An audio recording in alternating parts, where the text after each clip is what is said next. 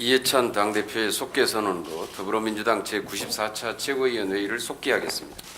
예, 94차 최고위원회를 속회하겠습니다. 이해찬 당대표의 발언 있겠습니다.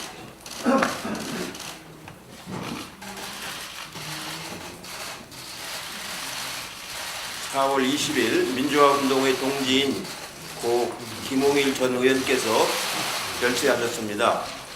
고인께서는 고 김대중 대통령의 장남이기도 했지만 정치적 동지이자 독재 정권에 맞서 온몸을 바친 민주화운동의 투사였습니다.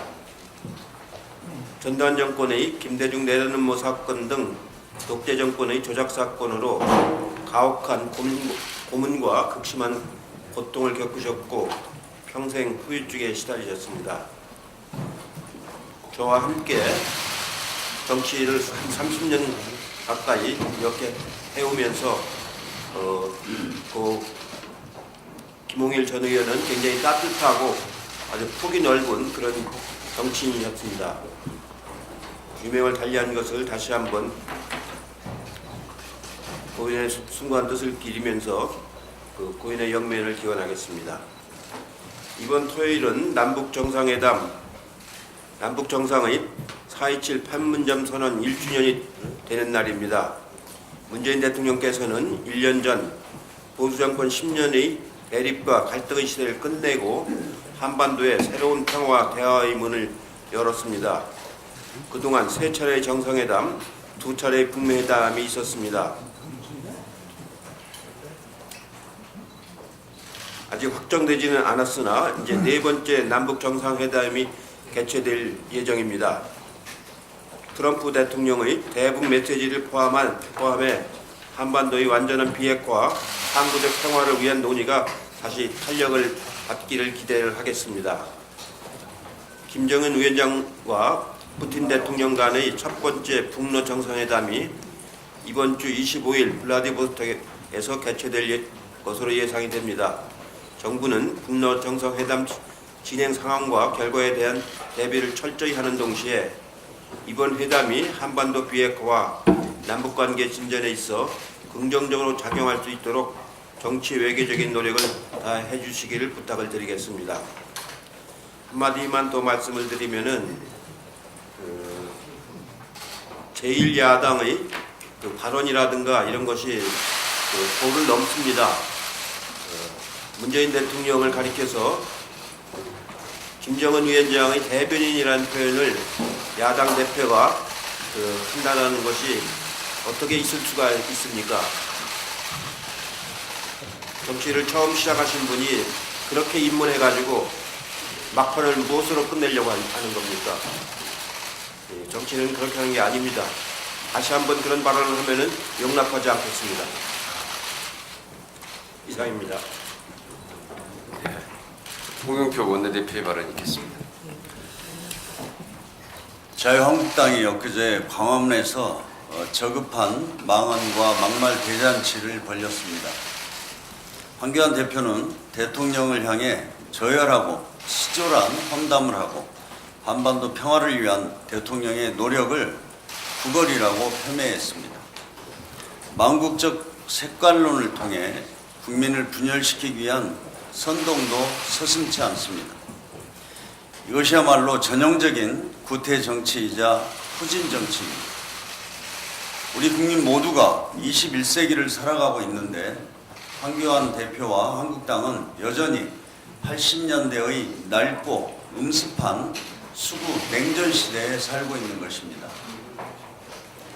좌파 독재니 좌파 천국이라는 색깔론이 아직도 먹힐 것이라고 생각하는 외줄타기 정치에 모든 것을 걸고 있는 것 같습니다. 한반도 비핵화와 평화를 위한 어떠한 대안도 제시하지 않은 채 30년 전이나 지금이나 여전히 분단 상황을 정치적으로 악용하려는 행태를 반복하고 있습니다. 당리당략을 위해 모든 문제를 정쟁의 소재로 삼으려는 것도 구태일 뿐입니다. 막말과 선동, 국정 발목 잡기에만 매달리는 정당에게 미래는 없습니다. 21세기에 20세기 80년대식 낡은 이념몰이 정당이 설 자리도 결코 없을 것입니다. 무엇보다 정쟁을 위해 민생을 내팽개치는 정당, 극우 세력의 표를 얻기 위한 정치를 하는 정당에게 우리 국민과 나라의 미래를 맡길 수 없습니다. 황교안 대표와 한국당은 계속 과거로 갈 것입니까? 극우 세력과 태극기 부대와 같은 사람만을 위한 정치를 할 것입니다. 구태 정치와 선동 정치를 즉각 중단할 것을 촉구합니다. 혹시나 했는데 역시나였습니다. 자유한국당이 5.18 망원 의원들에 대해 끝내 솜방망이 징계 처분을 내렸습니다. 5.18 유족을 모욕하고 민주주의 역사를 부정한 범죄적 망언에 대한 징계가 고작 3개월 당원권 정지와 경고라는 것은 납득되지 않습니다. 징계가 아니라 선처이고 사실상 면죄부를 준 것입니다. 황교안 대표는 지난 4일 과거의 잘못과 단호하게 절연하겠다고 했는데 그 말은 어려운 상황을 모면하기 위한 허언임이 드러났습니다. 이번 조치를 통해 한국당은 자신들이 어떤 정당인지 여과 없이 드러냈습니다. 황교안 대표와 한국당 지도부는 5.18 역사 왜곡을 바로잡기를 거부하고 헌법과 민주주의를 수호하는 정당이 되기를 스스로 포기하고 있습니다. 대신 군사 독재와 쿠데타 정권을 옹호하는 정당임을 스스로 고백하고 있습니다. 증오와 혐오를 먹고 사는 극우 정치를 하겠다고 내놓고 선언한 것입니다. 5.18 망언과 세월호 막말에 이어 또 얼마나 많은 증오와 혐오의 언어들이 한국당에서 쏟아져 나올지 정말 걱정스럽습니다. 망언과 막말을 저지하는 유일한 방법은 국회 퇴출밖에 없습니다. 한국당이 스스로 자성하고 반성하기를 거부한 만큼 이제 국회 차원에서 망언 의원들에 대한 중징계를 반드시 실현하도록 하겠습니다. 민주주의를 지키려는 모든 정당과 공조를 통해 반드시 실천에 옮기겠습니다. 국민을 우롱하고 헌법과 민주주의를 부정하는 세력이 국회에 발붙이도록 내버려 두지 않겠습니다. 이상입니다. 네, 박광훈 최고위원. 네, 이해찬 대표님과 홍영표 대표님께서 말씀하셨습니다만 저도 좀 붙여서 말씀드리겠습니다. 지난 금요일 반민주적 역사의 굴레에서 벗어나서 합리적 보수의 길로 들어서라는 충언에 대해서 자유한국당이 발끈했습니다. 적반하장격이죠. 주말 장외 집회를 보니까 자유한국당이 국민의 상식과는 정말로 동떨어진 구구정당의 길로 가는 그 정도가 점점 더 심해지고 있구나 하는 것을 보게 됐는데요. 황교안 대표가 문재인 대통령이 김정은 위원장의 대변인이라는 이건 사실 공당의 대표로서는 입에 담기 어려운 언어 폭력입니다. 이 발언을 보면서 도로 친박당 결국 색깔론이구나 하는 자유한국당의 민낯을 보게 됐습니다.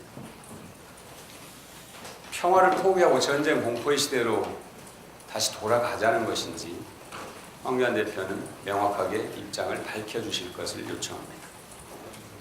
평화의 나라를 만들기 위한 노력에 함께하지는 못할 망정 반민족적 색깔론에 의존해서 국민의 영원인 평화를 테러하는 행위를 자행한 것입니다. 지난해 남북 정상회담과 북미 정상회담 시기에 문재인 대통령의 지지율이 급상승했던 것을 국민들은 다 알고 있습니다. 한반도 평화가 모든 국민의 열망이기 때문입니다. 대통령을 김정은의 대변인이라고 비방해서 극우 세력의 결속을 다졌다고 생각한다면 이것은 그야말로 망국적 국민 편가르기입니다. 자유한국당은 5.18 망언 의원들에 대해서 징계를 한 것이 아니라 선처를 했습니다. 자유한국당이 이토록 5.18을 부정하고 진상규명을 방해하는 것은 전두환 신군부의 반역사적, 반민족적 국민 학살 행위의 진상이 드러나는 것이 두려운 것입니다. 민정당, 민주자유당, 신한국당, 한나라당, 새누리당 그리고 지금의 자유한국당으로 이어지는 이 정당사에서 역사의 무거운 굴레를 벗어내시라고 충언을 다시 한번 드리겠습니다. 그 굴레에서 벗어나기 위해서는 5.18 진상규명에 함께 나서는 것입니다. 망국적 색깔론과 지역주의, 허위 조작 정치를 끝내는 것입니다. 간절하게 호소드립니다. 세계 경제 성장세가 둔화되고 글로벌 생산 증가율과 교역량이 감소하는 추세입니다. IMF는 최근 주요 선진국의 경제 성장률 전망치를 2.1%에서 1.8%로 낮췄습니다. 미국은 2.3, 독일은 0.8, 영국은 1.2, 캐나다 1.5, 일본 1.0 등입니다. 우리나라는 IMF와 OECD 그리고 국회 예산정책처, 한국은행, 아시아개발은행 등이 2.5% 수준의 경제 성장을 전망하고 있습니다. 적극적 재정 정책을 반영한 평가입니다. 특히 올해 성장률은 내수 기여도가 2.1%포인트가 될 것으로 예측됩니다. 내수가 경제 성장에 기여하고 있는 것은 매우 의미 있는 일입니다. 더디더라도 경제 체질을 지속적으로 건강하게 바꿔 나가야 합니다. 물론 보완해야 할 부분이 있습니다. 근로자 외 가구와 50대 자영업자, 노인 인구에 대한 사회 안전망이 지급합니다. 그래서 역대 정부 가운데 가장 다양한 보완 정책을 추진하고 있고 또 최근에는 고용보험에서 소외된 50여만 명에게 구직수당을 지급하는 한국형 실업부조제도를 추진하는 것입니다. 적극적 재정 정책이 정말 요구되는 상황입니다. 자유한국당은 이 절실한 상황을 외면하지 않기 바랍니다. 말기 바랍니다. 정부의 적극적 재정 정책을 반대할 것이 아니라 함께 힘을 모아나가야 할 때입니다. 세계 경제가 지금 대체로 주춤거리고 있기 때문에 더욱더 정부가 내수 경제를 부양해야 하는 한편 또 이것이 우리 경제의 안정적 성장을 유지시켜준다는 그런 인식을 갖고 함께 해주길 바랍니다. 이것이 상식입니다. 이상입니다. 김혜영 최고위원. 예, 지난 토요일 자유한국당의 장외 투쟁에서는 색깔론적인 원색적인 구호만이 가득했습니다. 정쟁을 유발하는 자극적인 언어는 정치 불신과 국민 분열만 일으킬 뿐입니다.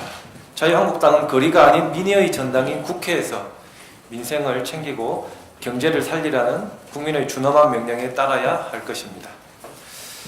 지난 17일 한국청소년정책연구원의 2018년 청년 사회경제 실태조사를 보면 청년들 중 결혼을 해야 한다는 의견은 2년 전 대비 크게 감소한 42.9%로 출산 의향 역시 전년 대비 크게 하락한 44%를 기록했습니다.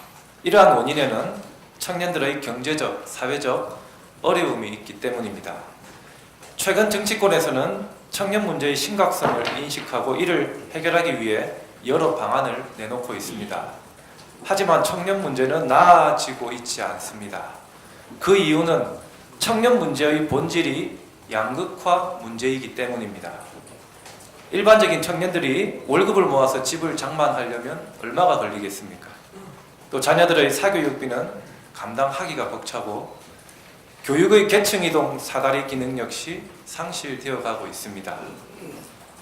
청년 문제를 해결하기 위해서는 조세, 연금, 교육 등 많은 부분에서 용기가 필요합니다. 양극화 완화와 사회 안전망 확충으로 청년 문제가 나아진다면 노인 빈곤 문제도 함께 개선될 것입니다.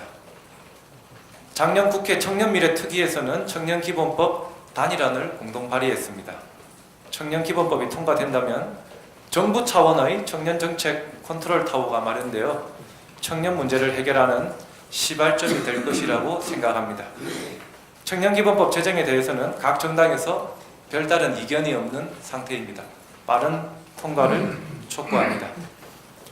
아울러 전체 인구에서 차지하는 20, 30대 비율에 비해서 20, 30대 국회의원의 수가 너무 적습니다.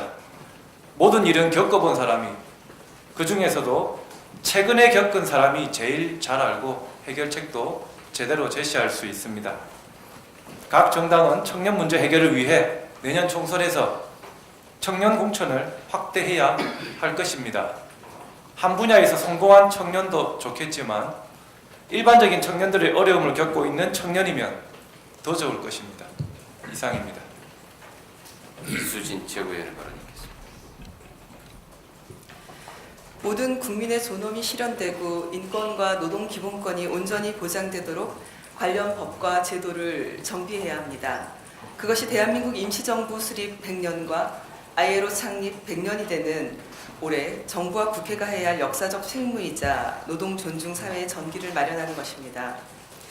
자유한국당은 소방관 국가직화 반대, 산불 추경 반대, 유치원 3법 반대, 공정거래법 반대만을 외치고 있습니다. 처리해야 할 민생 입법이 수두룩하지만 민생 패싱 장외투쟁이라는 말도 안 되는 억지 투쟁에 돌입했습니다. 노사정이 도출한 탄력근로제 합의안은 단위기간 확대, 노동자의 건강권 보호와 임금 보전 방안 등 노사가 상호 타협을 통한 결과물입니다. 이는 경사노의 출범 이후 타결된 첫 번째 합의라는 상징적인 의미와 함께 노사 간 대화를 통해 얻어낸 타협의 산물이라는 점에서 큰 의미가 있습니다. 이와 같은 사회적 합의 정신을 국회는 최대한 존중하여 입법 과정에 온전히 반영해야 할 것입니다. 하지만 일부 야당은 노사정 합의 사항과 전혀 무관한 단위기간 1년 확대, 선택적 근로시간제 확대 등 근기법 개혁안을 들고 나오며 사회적 합의 정신을 심각하게 훼손하였습니다.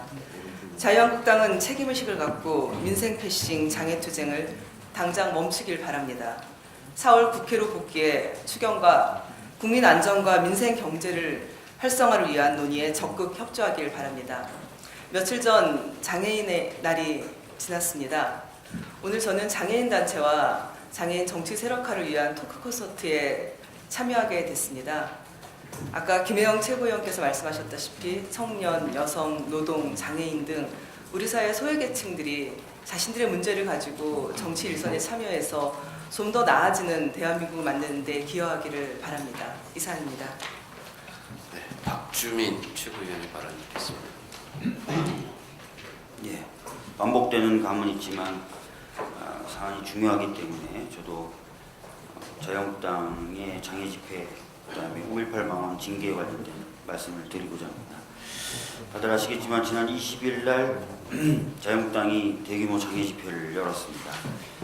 이 집회에서 황교안 대표는 문 대통령은 경제 살릴 외교는 전혀 하지 않고 김정은 대변인 역할만 하고 있다고 했다고 합니다. 또 종북 굴욕 외교 포기하라라는 구호까지 선창했다고 합니다. 제1야당 대표가 정부의 외교 정책을 비판할 수는 있습니다. 그렇지만 대통령을 북한 지도자의 수하 정도로 묘사하는 건 용납되기 어렵습니다. 문 대통령의 비핵화 외교, 문재인 대통령님의 비핵화 외교는 북한과 미국의 틈바구니에서 어떻게든 평화를 만들어내겠다고 하는 노력입니다. 이를 냉전적 틀에 얽매여서 북한과 엮으려드는 것은 한반도 비핵화나 남북 평화에 역행하는 정치적 공세입니다. 특히 나경원 원내대표의 동일한 발언이 문제됐음에도 불구하고 황교안 당대표가 집회에서 이를 다시 꺼내든 것은 그 저희마저 의심하게 합니다. 더 문제인 것은 경제와 민생이 어렵다면서 국회를 팽개친 채 장애투쟁에 나섰다는 것입니다. 입만 열면 민생과 서민경제를 이야기하면서 이렇게 장애투쟁에 매진하는 것은 무책임한 행동이라고밖에 볼 수 없습니다. 더욱더 심각한 것은 황교안 당대표가 앞으로도 계속 장애투쟁에 나설 것을 시사한 점입니다. 황 대표는 행사 말미에 오늘 투쟁은 문재인 좌파 독재를 막기 위한 대장적인 첫걸음으로 앞으로 더 멀고 험한 길에서 함께 싸우자고 말했다고 합니다. 이것은 무슨 수를 쓰더라도 자신들을 지지하는 세력을 결집시키면서 나가겠다는 말인데 민생을 팽개친 채 국정 발목 잡기라는 비판을 면하기 어려울 것이라고 생각합니다. 앞서서 많은 분들께서 말씀하셨지만 5.18 관련돼서 망언을 했던 의원들에 대해서 당원권 정지 3개월 그리고 경고라는 솜방망이 처분을 했습니다. 징계를 하자는 것인지 면죄부를 주자는 것인지 도대체 알 수가 없습니다. 이제 곧 5월 18일이 돌아오는데 이 정도의 결과를 들고 당당하게 광주 시민을 만날 수 있다라고 생각하는 것인지 너무 의문스럽고, 만약에 그렇게 생각한다면 이것은 광주 시민을 철저히 무시하는 태도다라는 말씀을 드리도록 하겠습니다. 국민은 자유한국당이 5.18 민주화운동에 대해서 어떻게 모욕했는지, 그리고 세월호 희생자들을 어떻게 조롱했는지 똑똑히 기억하고 있습니다. 그리고 앞으로도 잊지 않고 기억할 것입니다. 지금 이렇게 구렁이 담 넘어가듯이 솜방망이 처벌로 넘어갈 일이 아니라는 점을 다시 한번 분명하게 말씀드리고, 이런 부분에 대해서 시정할 것을 강력하게 경고하는 바입니다. 이상입니다. 서른 최고위원의 발언 듣겠습니다. 예, 다들 말씀하셨기 때문에 정리를 하자면은 자유한국당은 망언이 일상화되고 그리고 정오와 분열의 정치가 본업처럼 되어가고 있는 상황입니다. 제1야당이 이렇게 갈 때 대한민국이 앞으로 어떻게 될 것인가 참으로 우려하지 않을 수가 없습니다. 자유한국당이 이제 저주와 분열의 정치에서 벗어나야 할 상황이라고 봅니다. 그렇지 않으면 자유한국당은 물론이고 대한민국에 심대한 타격을 끼칠 뿐이라는 사실을 모두가 깨달아야 할 거라 생각합니다. 저주와 분열의 정치를 당장 멈추기를 부탁합니다. 이상입니다. 남인순 최고위원의 발언 듣겠습니다. 네, 앞에서 많은 분들이 말씀하셨는데요. 정말 이 자유한국당의 막말 정치와 선동 정치에 대해서 충고하는 것조차 정말 시간 낭비라는 생각이 들 정도입니다. 이제 좀 국회로 돌아와서 좀 일 좀 합시다. 예, 저는 오늘 지구의 날을 맞이해서 좀 한 말씀 드릴 건데요. 언론인 여러분들께서도 관심을 가져주시기 바랍니다.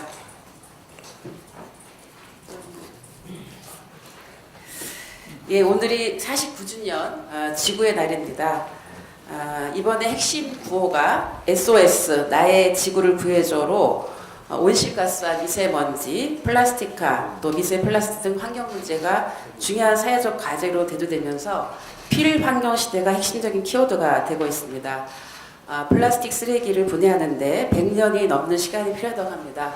정부는 지난해 재활용 폐기물 관리 종합대책을 마련해서 2030년까지 플라스틱 용기의 재활용률을 70%까지 높이고 IMF와 OECD 그리고 국회 예산정책처, 한국은행, 아시아개발은행 등이 2.5% 수준의 경제 성장을 전망하고 있습니다. 적극적 재정 정책을 반영한 평가입니다.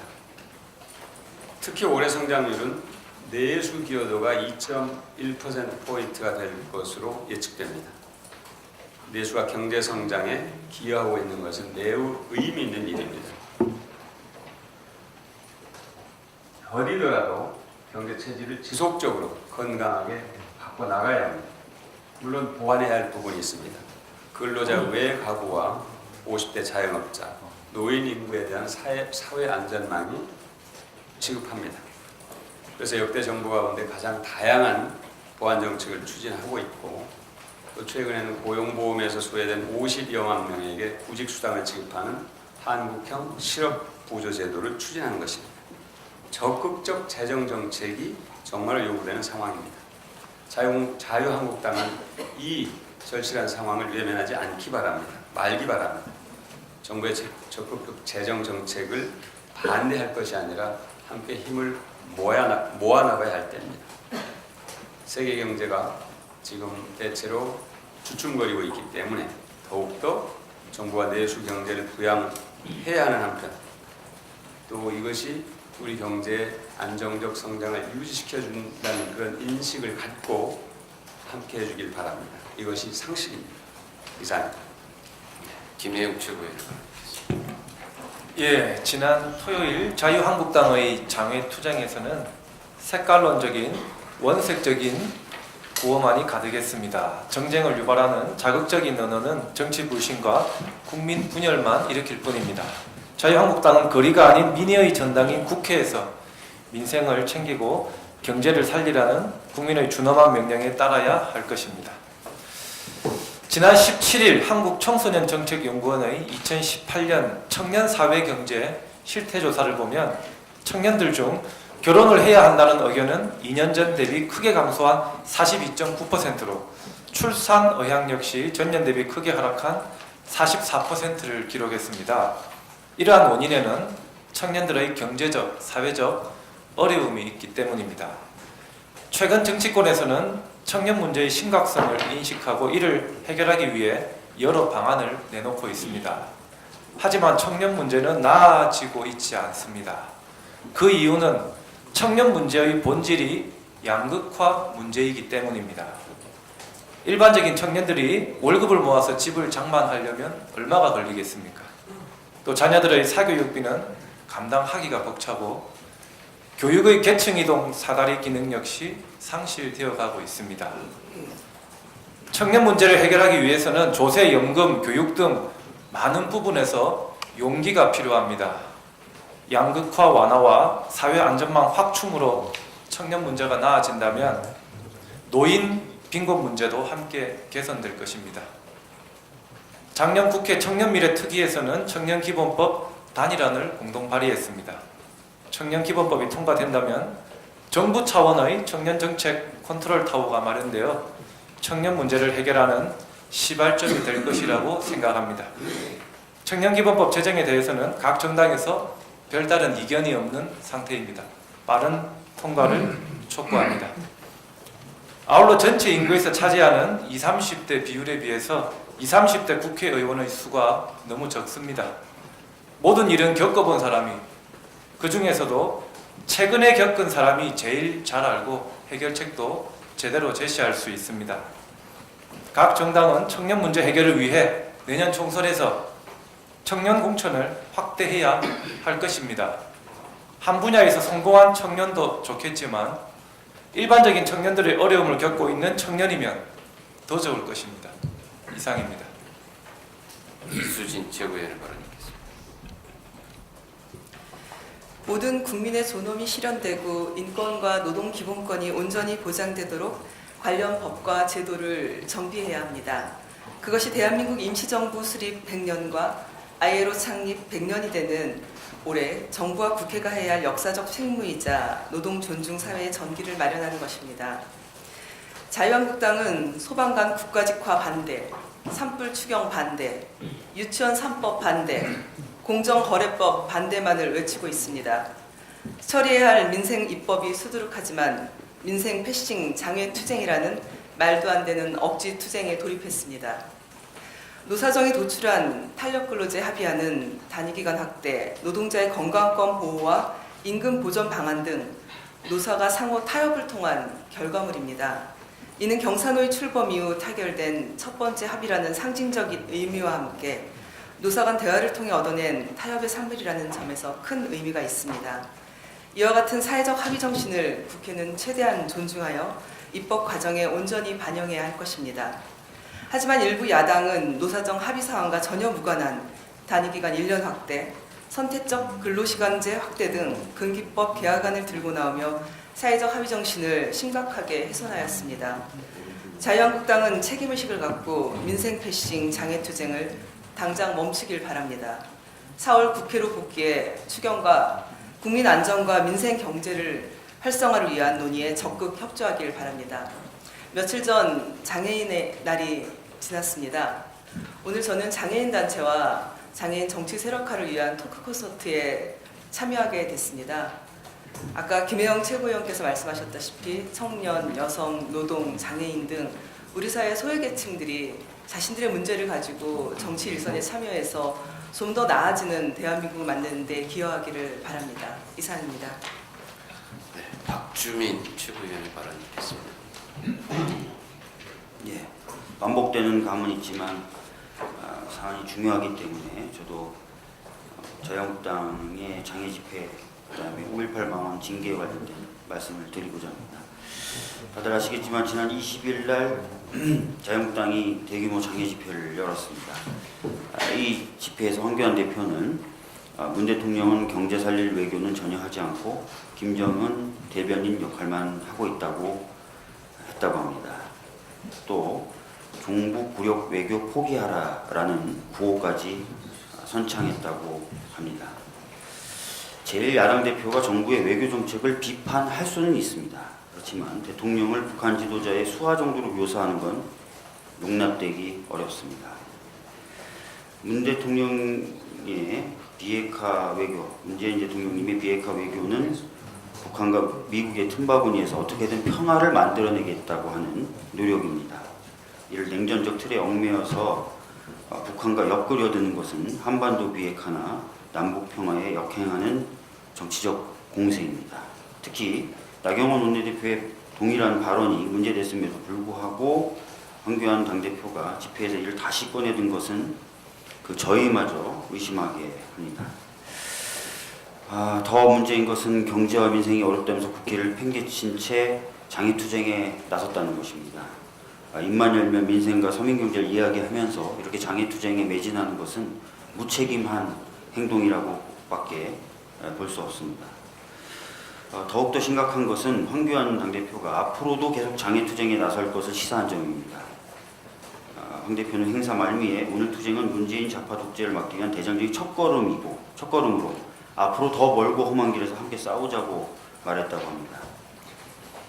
이것은 무슨 수를 쓰더라도 자신들을 지지하는 세력을 결집시키면서 나가겠다는 말인데 민생을 팽개친 채 국정 발목 잡기라는 비판을 면하기 어려울 것이라고 생각합니다. 앞서서 많은 분들께서 말씀하셨지만 5.18 관련돼서 망언을 했던 의원들에 대해서 당원권 정지 3개월 그리고 경고라는 선방망이 처분을 했습니다. 징계를 하자는 것인지 면죄부를 주자는 것인지 도대체 알 수가 없습니다. 이제 곧 5월 18일이 돌아오는데 이 정도의 결과를 들고 당당하게 광주 시민을 만날 수 있다라고 생각하는 것인지 너무 의문스럽고, 만약에 그렇게 생각한다면 이것은 광주 시민을 철저히 무시하는 태도다라는 말씀을 드리도록 하겠습니다. 국민은 자유한국당이 5.18 민주화운동에 대해서 어떻게 모욕했는지, 그리고 세월호 희생자들을 어떻게 조롱했는지 똑똑히 기억하고 있습니다. 우리가 앞으로도 잊지 않고 기억할 것입니다. 지금 이렇게 구렁이 담 넘어가듯이 솜방망이 처벌로 넘어갈 일이 아니라는 점을 다시 한번 분명하게 말씀드리고, 이런 부분에 대해서 시정할 것을 강력하게 경고하는 바입니다. 이상입니다. 서른 최고위원의 발언 듣겠습니다. 예, 다들 말씀하셨기 때문에 정리를 하자면은 자유한국당은 망언이 일상화되고 그리고 정무와 분열의 정치가 본업처럼 되어가고 있는 상황입니다. 제1야당이 이렇게 갈 때 대한민국이 앞으로 어떻게 될 것인가 참으로 우려하지 않을 수가 없습니다. 자유한국당 이제 저주와 분열의 정치에서 벗어나야 할 상황이라고 봅니다. 그렇지 않으면 자유한국당은 물론이고 대한민국에 심대한 타격을 끼칠 뿐이라는 사실을 모두가 깨달아야 할 거라 생각합니다. 저주와 분열의 정치를 당장 멈추기를 부탁합니다. 이상입니다. 남인순 최고위원의 발언 듣겠습니다. 네, 앞에서 많은 분들이 말씀하셨는데요. 정말 이 자유한국당의 막말 정치와 선동 정치에 대해서 충고하는 것조차 정말 시간 낭비라는 생각이 들 정도입니다. 이제 좀 국회로 돌아와서 좀 일 좀 합시다. 예, 저는 오늘 지구의 날을 맞이해서 좀 한 말씀 드릴 건데요. 언론인 여러분들께서도 관심을 가져주시기 바랍니다.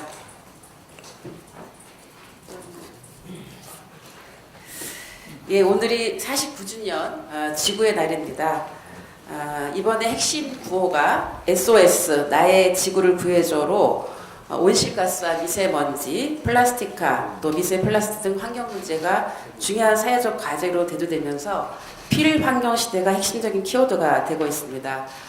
플라스틱 쓰레기를 분해하는데 100년이 넘는 시간이 필요하다고 합니다. 정부는 지난해 재활용 폐기물 관리 종합대책을 마련해서 2030년까지 플라스틱 용기의 재활용률을 70%까지 높이고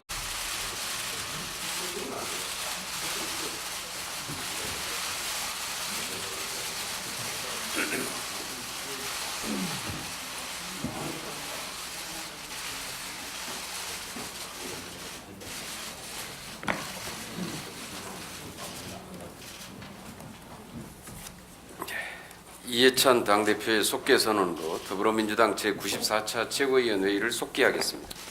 예, 94차 최고위원회를 속회하겠습니다. 이해찬 당대표의 발언 있겠습니다.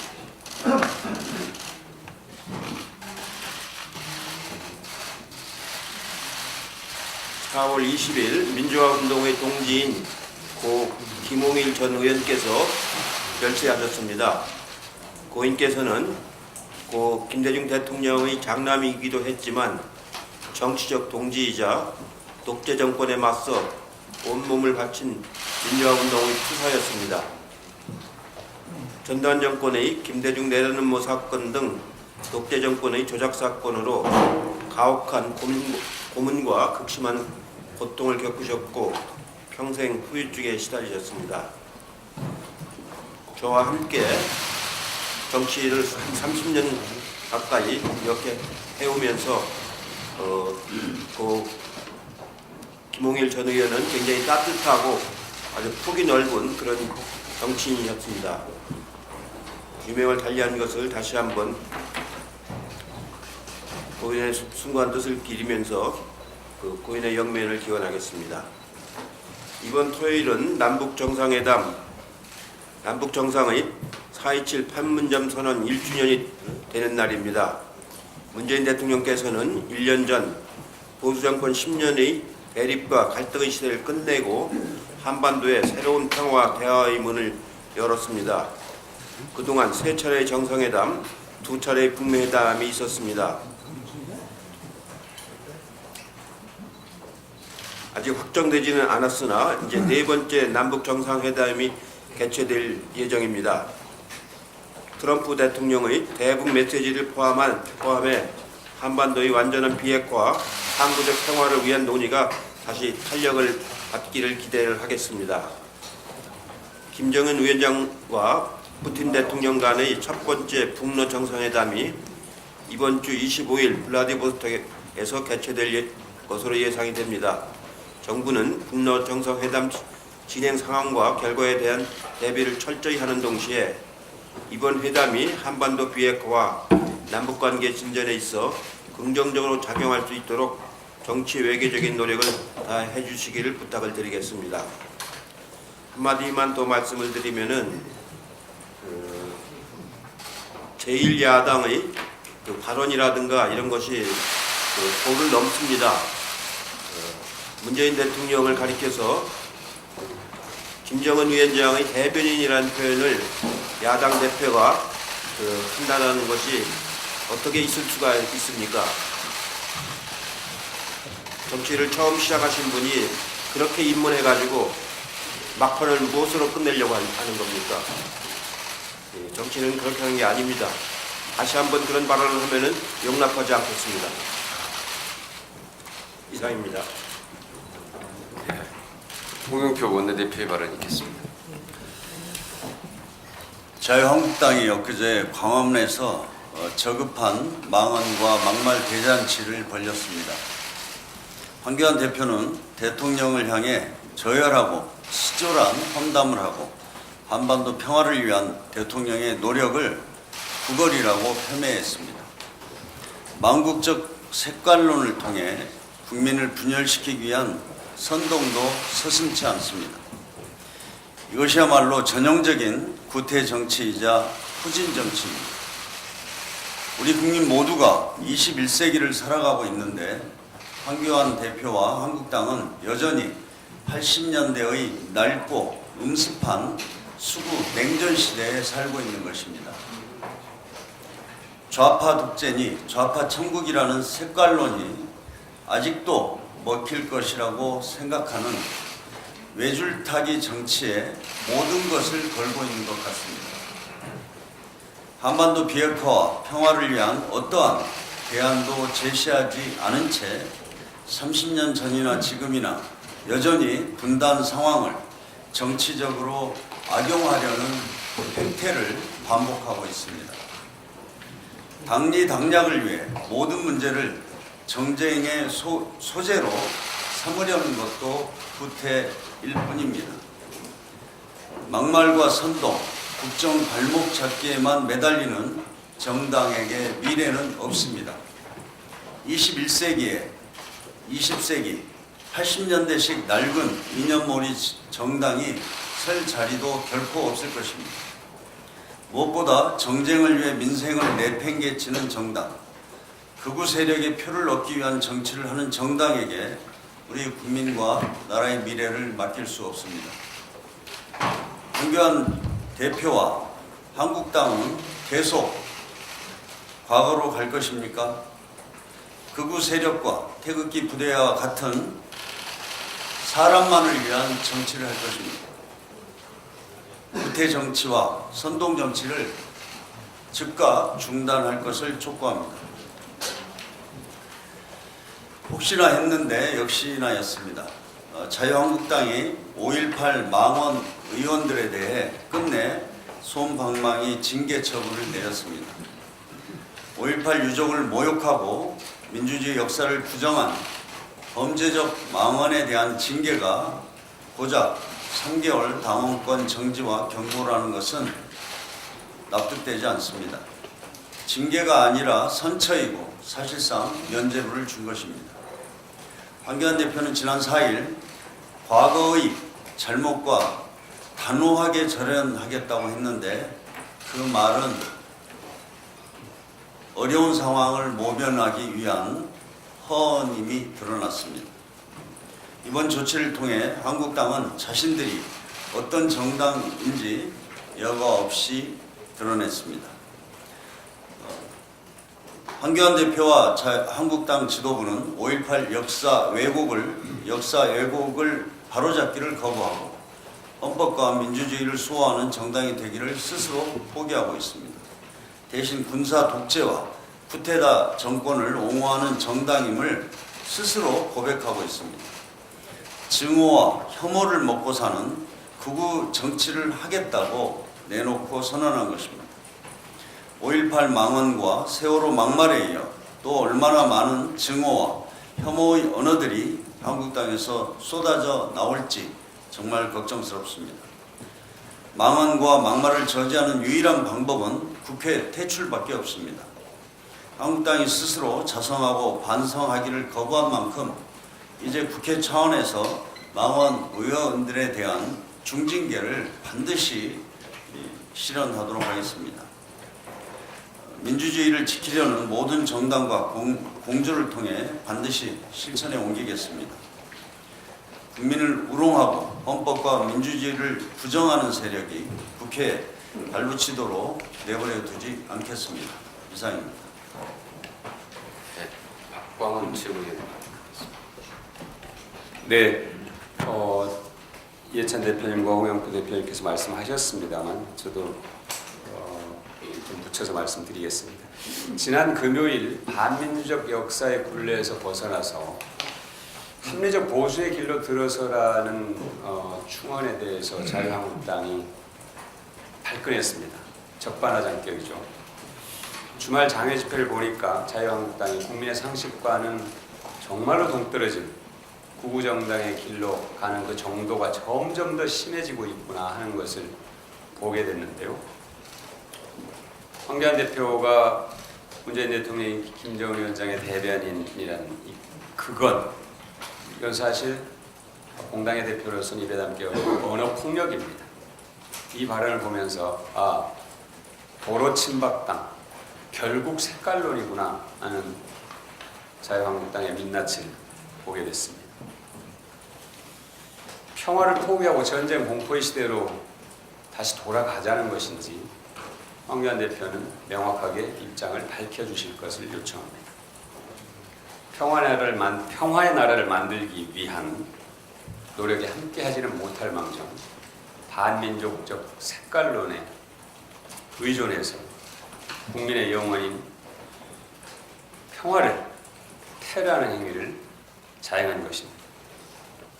지난해 남북 정상회담과 북미 정상회담 시기에 문재인 대통령의 지지율이 급상승했던 것을 국민들은 다 알고 있습니다.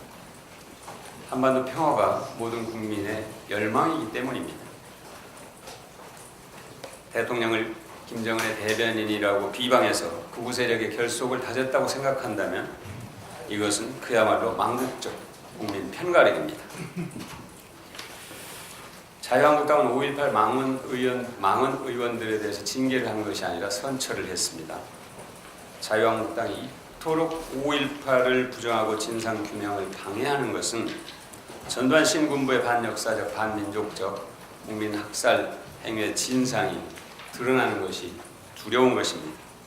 민정당, 민주자유당, 신한국당, 한나라당, 새누리당 그리고 지금의 자유한국당으로 이어지는 이 정당사에서 역사의 무거운 굴레를 벗어내시라고 충언을 다시 한번 드리겠습니다. 그 굴레에서 벗어나기 위해서는 5.18 진상규명에 함께 나서는 것입니다. 망국적 색깔론과 지역주의, 허위 조작 정치를 끝내는 것입니다. 간절하게 호소드립니다. 세계 경제 성장세가 둔화되고 글로벌 생산 증가율과 교역량이 감소하는 추세입니다. IMF는 최근 주요 선진국의 경제 성장률 전망치를 2.1%에서 1.8%로 낮췄습니다. 미국은 2.3, 독일은 0.8, 영국은 1.2, 캐나다 1.5, 일본 1.0 등입니다. 우리나라는 플라스틱 쓰레기를 50% 이상 줄이기 위한 계획을 추진하고 있습니다. 소비와 유통에도 장바구니와 친환경 포장지 개발, 쓰레기를 최소화하는 그린 컨슈머리즘이 대세가 되고 있습니다. 이렇듯 정부가 환경 정책을 펼치고 있는데요. 이런 정책을 비웃기라도 하듯이 측정치를 조작해서 대기 오염 물질을 불법 배출해온 기업들이 무더기로 적발이 되었습니다. LG화학 여수 화치공장, 하나케미칼 여수 123 공장 등 여러 기업들이 집단적으로 측정 대행 업체와 계획적으로 공모해서 측정치를 조작하는 것은 정말 파렴치한 범죄 행위이자 대기 오염 저감 정책을 뿌리채 뒤흔드는 행위이며 고농도 미세먼지로 고통을 받아온 국민들의 생명과 건강을 도외시한 부도덕한 행태가 아닐 수 없습니다. 이번 대기 오염 물질 측정치 조작 및 불법 배출 사건은 빙산의 일각에 불과하며 비단 여수 산단 지역만의 문제가 아닐 것입니다. 정부 차원에서 전수조사를 실시해서 측정 대행 업체와 배출 사업장의 불법 행위를 근절하는 한편 측정 대행 업체와 배출 사업장을 보다 체계적으로 관리하는 종합대책을 마련해야 할 것입니다. 49주년 지구의 날을 맞아서 지속가능한 지구를 위해서 국가와 지자체, 기업, 국민 모두가 환경 문제 해결을 위해서 적극적으로 협력하고 실천하는 계기가 되길 바랍니다. 이상입니다. 이영석 최고위원 받아주겠습니다. 예, 많은 분들이 언급을 해주셨기 때문에 짧게 말씀을 드리겠습니다. 요즘 자유한국당의 망언들이 속출하고 있습니다만 광화문 집회에서도 좌파 독재라는 그런 표현들을 쓰고 있습니다. 독재라는 사전적 의미도 모르는 자들이 독재에 운운하고 있는 것 같습니다. 김홍일 의원님은 80년 김대중 내란음모 사건에 의해서 체포 구금되고 그 고문의 후유증으로 평생 시달리시다가 운명을 단비하셨습니다. 과거 군사 독재 정권의 칼끝에도 서보지 않은 자들이 그리고 또 그 칼날도 쥐어보지 않은 자들이 더 나아가서는 전두환 정권의 칼자루를 쥐었던 자들이 속해 있는 자유한국당이 독재 운운한다는 것은 이것은 어불성설이고 국민들을 혹세무민하는 선동정치에 불과할 것입니다. 자유한국당의 독재 망언 즉각 중단하시기 바랍니다. 특히 5.18과 관련돼서 많은 분들이 언급을 해주셨습니다. 이 솜방망이 처벌하고 나서 그리고 또 자유한국당이 지속적으로 5.18을 폄훼하고 왜곡하는 그리고 망언을 일삼는 자들을 비호하고 더 나아가서는 5.18 진상규명을 방해하면서 이제 며칠 남지 않은 5.18 39주기에 참석하거나 한다는 것은 광주 시민들께서 결코 용납하지 않을 것입니다. 자유한국당이 이런 식으로 계속 5.18을 폄훼한다면 광주 시민들은 자유한국당을 전두환의 잔당으로밖에 규정할 수 없습니다. 엄중히 경고합니다. 이상입니다. 네, 이상 모두 발언을 마치고 회의를 비공개로 전환하겠습니다. 언론인 여러분들이 협조를 부탁드립니다.